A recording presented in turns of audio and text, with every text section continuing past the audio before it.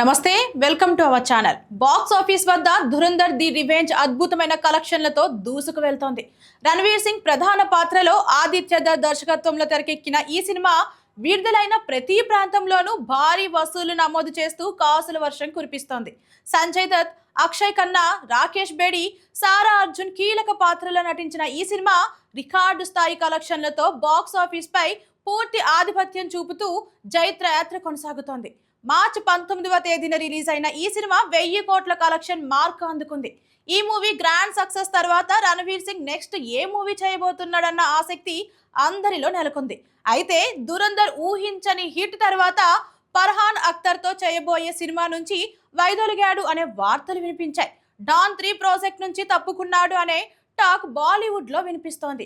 Boyapati Srinu, yes Shankar కూడా రణవీర్ సింగ్ ను set చేసేందుకు ట్రై చేస్తున్నారట.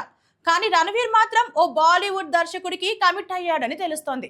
రణవీర్ నెక్స్ట్ జాంబీ స్టోరీకి గ్రీన్ సిగ్నల్ ఇచ్చాడట. లూటేరా సిరీస్ తెరకెక్కించిన జై మెహతా ఈ సినిమాను దర్శకత్వం వహించబోతున్నట్లు తెలుస్తోంది. ప్రళయ్ అనే టైటిల్ కూడా ఫిక్స్ చేసినట్లు సమాచారం. లోకతో పాపులారిటీ సంపాదించుకున్న కళ్యాణి ప్రియదర్శన్ రణవీర్ తో స్క్రీన్ షేర్ చేసుకోబోతున్నాడట.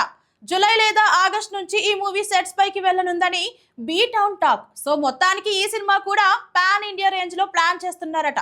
300 కోట్ల బడ్జెట్ తో ఈ సినిమా ప్లాన్ చేస్తున్నారు అనే వార్తలు బీ టౌన్ లో వినిపిస్తున్నాయి. ఇవి ఇవాల్టి అప్డేట్స్. మరిన్ని అప్డేట్స్ కోసం మన ఛానల్ ని సబ్స్క్రైబ్ చేసుకోండి. మన వీడియో కనుక నచ్చినట్లయితే లైక్ చేసి షేర్ చేయండి. Thank you.